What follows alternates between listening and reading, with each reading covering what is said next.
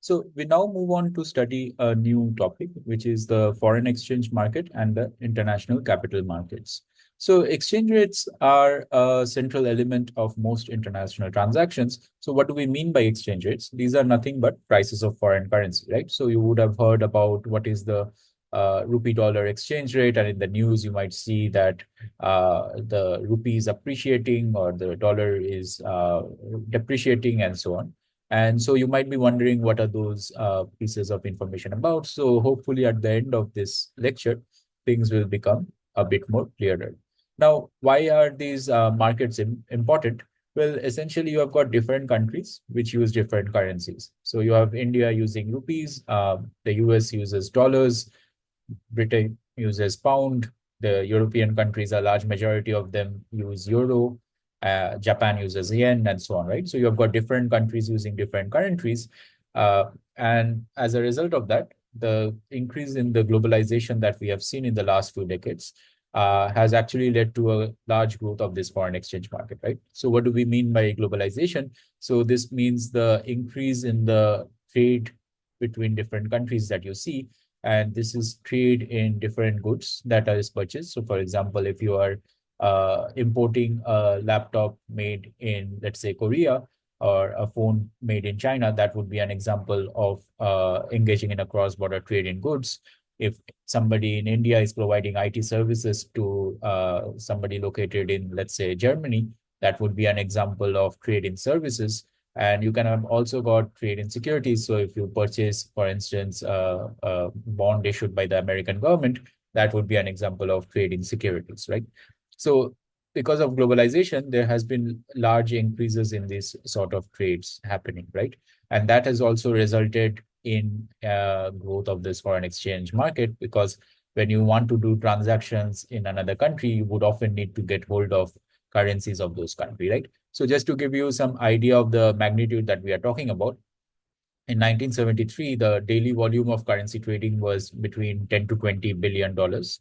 By 1918, it reached around 590 billion dollars. And even one decade back, the trading turnover averaged as high as 5.3 trillion a day, right? So just to compare this with the trading volume on the New York Stock Exchange, which is one of the biggest stock exchanges in the world. So this was 80 times the daily trading volume, right? So you can see that a lot of trade happens in this sort of markets. So what are the different types of trades that take place? So we can broadly classify them in this following different categories. So you have got spot trades, which are about foreign exchange transactions, which involve immediate settlement or exchange of currencies at whatever is the exchange rate that is prevailing at that point. You also have got forward and swap trades. So these are basically forward foreign exchange transaction, where again you have the exchange of currencies, right? But that is happening at some rate which is going to be settled at a future date. Okay.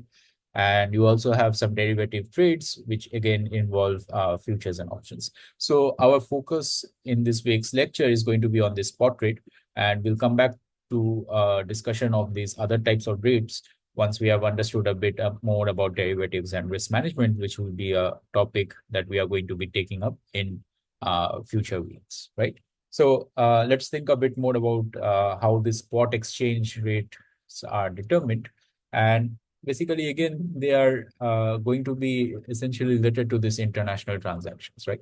So as we have discussed, you can have different types of international transactions, right? So you can have transactions in goods, right? And you can have transactions in assets. So we are going to actually motivate two different concepts related to exchange rates based on studying each of these type of transactions separately, right? So let us first focus on the decision between choosing between domestic goods and foreign goods. Now, you can have a choice between, let's say, importing a laptop from China versus Korea versus America, right? So there are different dimensions to think about, right? So for instance, you might be concerned about the quality, services, and so on. But another important dimension is the price, right?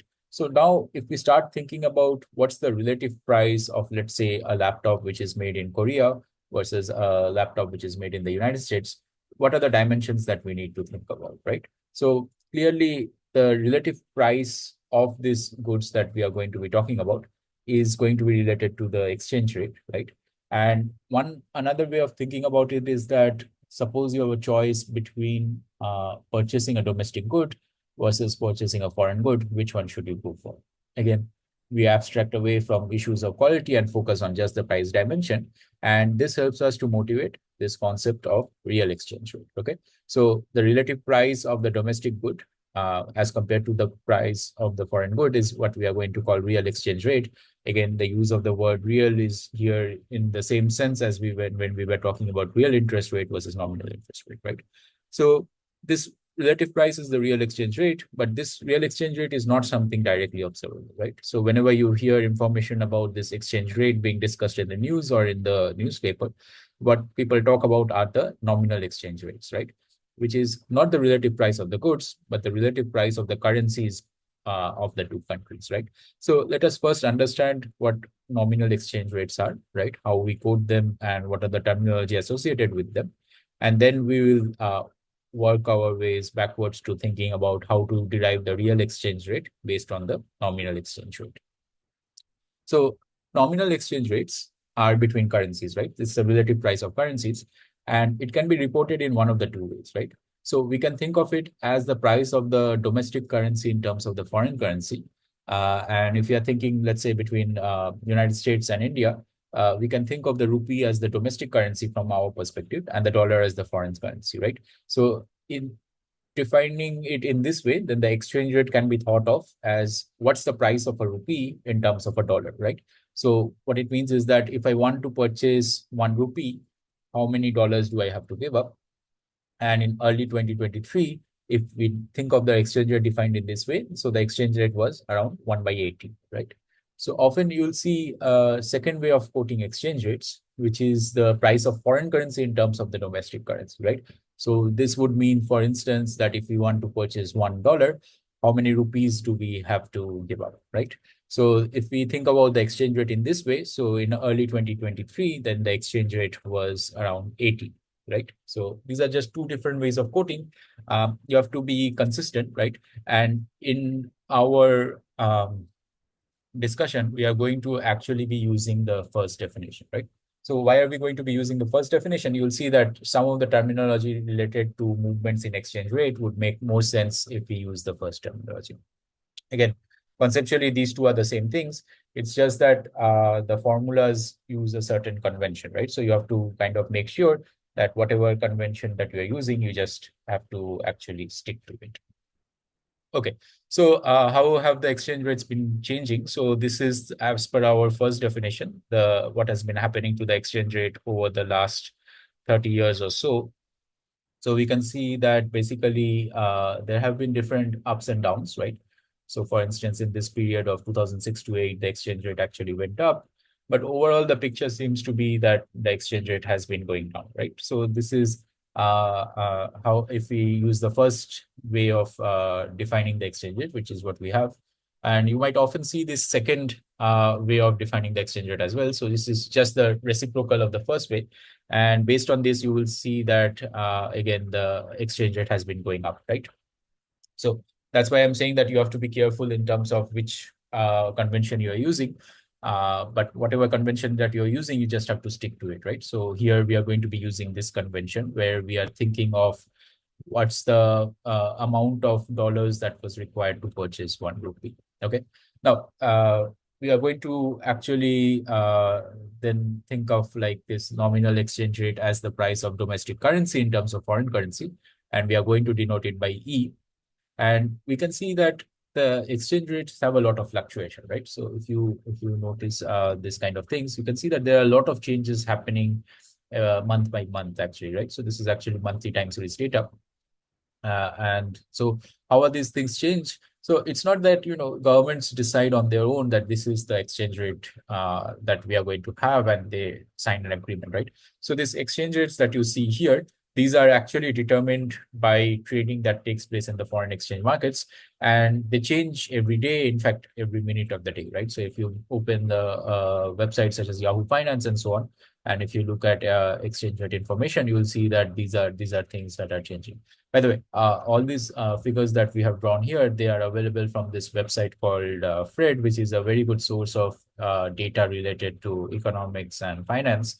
And the data that is available there is for free, actually, right? So I encourage you to actually go to the website and look at these other pieces of information. Okay, so this is the link of the website, and this is what we had drawn using that.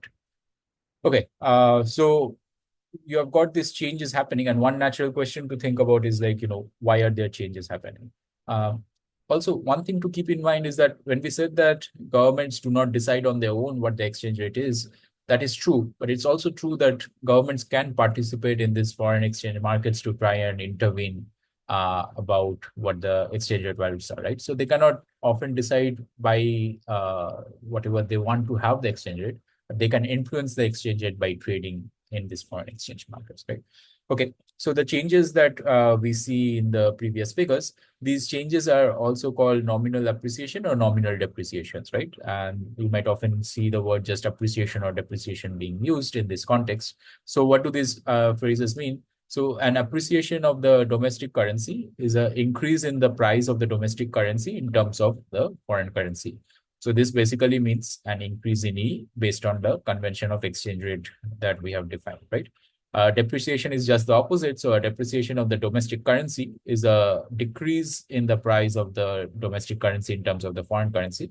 And this corresponds to a decrease in E in the way we have defined E, right? In fact, this is actually the motivation for why we defined exchange rates using this convention 1 as opposed to convention 2, right? Because if we were to use convention 2, then basically the definition would have been that an appreciation of a domestic currency would lead to a decrease in E, right? Whereas a depreciation of the currency would have lead to an increase in E, right? So just to kind of like remove that confusion, we have decided to use this first convention in defining the exchange rate. And we are going to stick to this in terms of the lecture. So make sure that you understand which convention we are using and what are the significances of those conventions, right? So if we actually now see, now that we are familiar with these terms of appreciation and depreciation, if we go back and see in the picture what's happening, so we can see that there have been some periods of the exchange rate going up. So this you can see in, for example, this period or also this period, right? But overall, if we compare, let's say from 2000 to 2024, our general picture is that there has been a depreciation in the currency, right? So what that means is that basically it now takes fewer dollars to purchase a rupee in, let's say, 2024 compared to 2020. So rupee has depreciated in value relative to the dollar, or in other words, dollar has appreciated in value relative to the rupee, right? So make sure that you understand what these definitions, appreciation, depreciation mean and how are they related to changes in yield. Okay. So far we have been talking about nominal exchange rates, right? But we now want to kind of like go back and think about real exchange rates, right? Remember, which is the choice between domestic goods and foreign goods, right? So nominal exchange rates only gives us a part of the information. It tells us how the rate between rupees and dollars have been changing, right? But why is this not enough? And why do we need to go beyond this to think about the real exchange rate? So to consider this, think about Indian tourists who are considering visiting the United States. So they have been earning money in rupees and so on, right?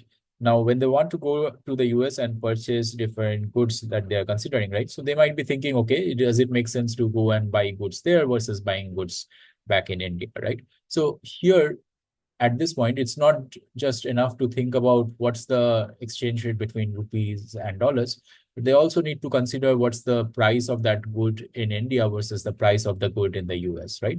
So all these three things would need to be taken into account when we are thinking about this decision about whether it makes sense to purchase a good in India versus a purchase a good in the US, right? And this is, of course, again, abstracting away from issues of quality and so on, right? So those are additional things to the point.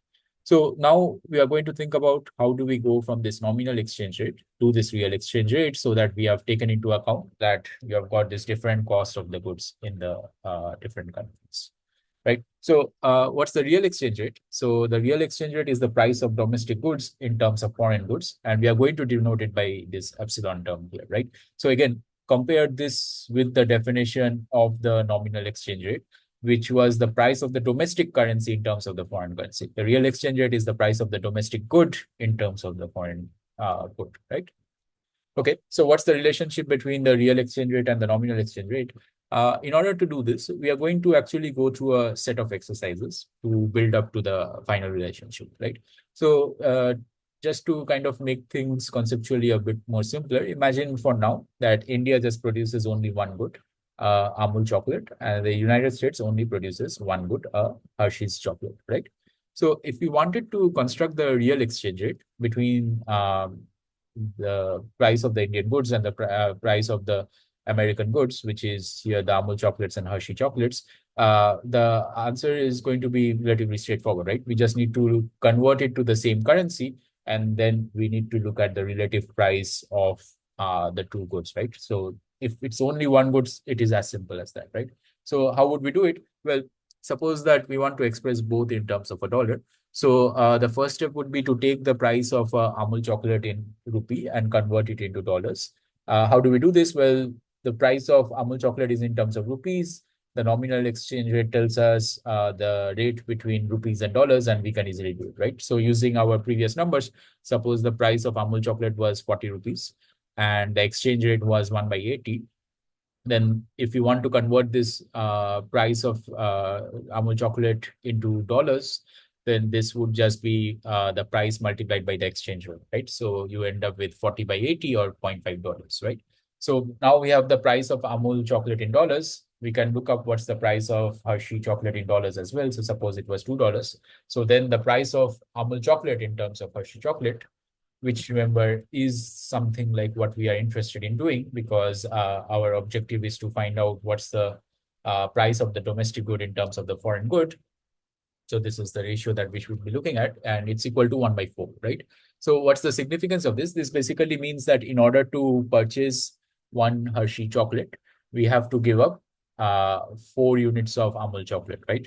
That's the significance of this. Or in other words, in order to purchase 1 unit of Amul chocolate, you have to give up 1 by 4 units of Hershey chocolate, right? So this is the idea in its simplicity. Now we want to build up additional layers of complexity. So for example, one important complexity that we have to take care of is that it's not the case that India only produces one good, which is the Amul chocolate, and US only produces one good, Hershey chocolates. These countries have different goods that they produce, and we should take into account all these different goods that are being produced, right? So we want to create a real exchange rate that actually reflects the relative price of all the goods produced in India in terms of all the goods which are produced in the United States, right? So how would we go about doing it? Well, we can use a trick that we have used before, right? We can use the concept of GDP deflators. Remember that these are price indexes for the set of final goods and services produced in the economy. And we had used this concept before as well, right? So if you recall the discussion between nominal interest rate and real interest rate, and GDP deflators came up when discussing inflation, right? So it was actually one of the measures that you can use to construct inflation indexes, right? So if we do that, how would the process generalize, right? So the idea is same. We want to think of the real exchange rate as the price of domestic goods in terms of foreign goods. So suppose that P is the GDP deflator of India. So again, this means that you have got some standardized basket of final goods and services produced in the economy that you're thinking of. And we look at what's the price of that standardized items. So then we get that P is the price, and P star is the price for the GDP deflator in the United States, right? So what this means is that the price of Indian goods in rupees is P rupees. We want to first convert it into dollars. So how do we do that? Well, we multiply it by the nominal exchange rate, which is E, which is the price of rupees in terms of dollars. And that will give us the price of Indian goods in terms of dollars, right? So E multiplied by P tells us what's the price of Indian goods in dollars, right? P tells us what's the price of Indian goods in rupees. If we multiply it by the exchange rate, that tells us what's the price of Indian goods in terms of dollars. So we have now got the price of Indian goods in terms of dollars. We know that the price of US good in terms of dollars is P star. So we have converted them all to the same currency. And now we just need to look at the relative price. So therefore, that's going to be given by EP by P star, right? So this is basically the real exchange rate.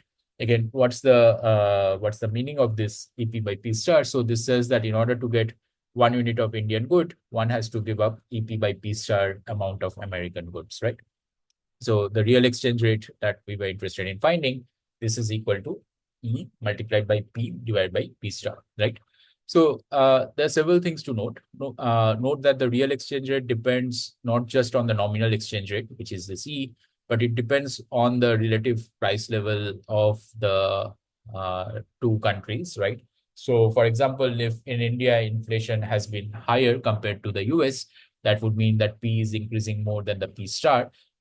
Then you would have that the real exchange rate would also go up as a result of that, right? So the other thing to keep in mind is that this real exchange rate, the absolute value of this does not have much meaning, right? Why doesn't it have much meaning? Because the absolute value of this P and P star, which has price indices, also don't have any absolute meaning, right? So the level of a real exchange rate is not very informative, but the rate of change of the real exchange rate is informative, right? So for example, if you see that there is a 5% increase in real exchange rate, that implies that Indian goods are now 5% more expensive relative to US goods as compared to before, right? So that's how you should interpret numbers which are given related to exchange rates, right? Okay, so one final step remains. Our discussion so far has been in terms of bilateral relations between India and US, but US is just one of the many countries that India trades with, right? So suppose that we are interested in figuring out what's been happening to the overall exchange rate, right? So we would also need to take into account other trading partners of India, which is European Union, China, Russia, Middle East countries, Australia, so on, right? Japan and all these countries, right? So then what we would need to do is we would need to move from this bilateral exchange rates that we have been talking so far, which is the real exchange rate that we defined, to multilateral exchange rates that reflect the actual composition of trade, right? So the details are slightly complicated, but roughly speaking, what you want to do is you want to take a weighted average of these different exchange rates between these different sets, right? So between India euro, India dollars, India yuan, India rubles, and so on, right?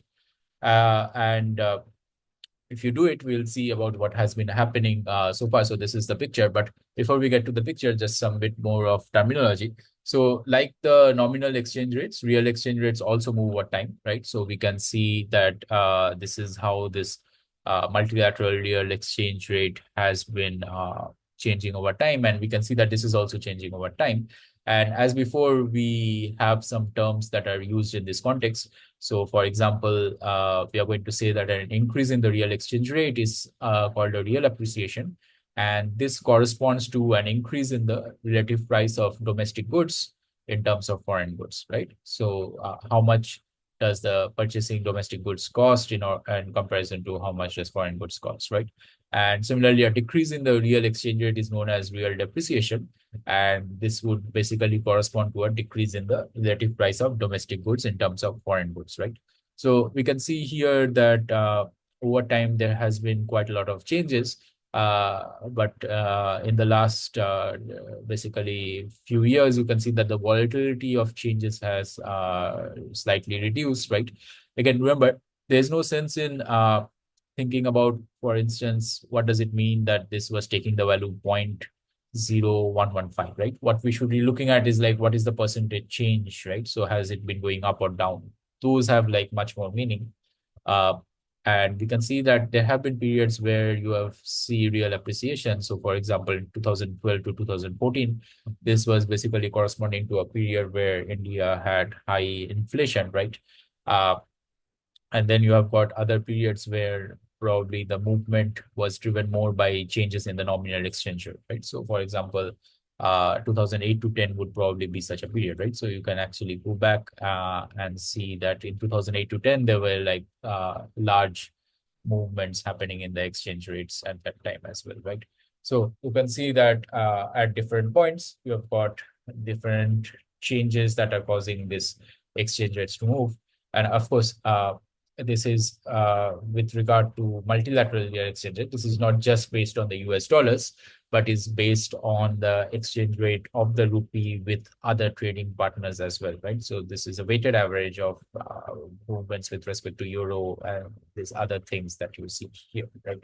So these are the real exchange rates. And now what we also want to think about is to go back and think a bit more about what are the causes of this changes in the nominal exchange rate, right? So we will focus more on that in the next part of our discussion.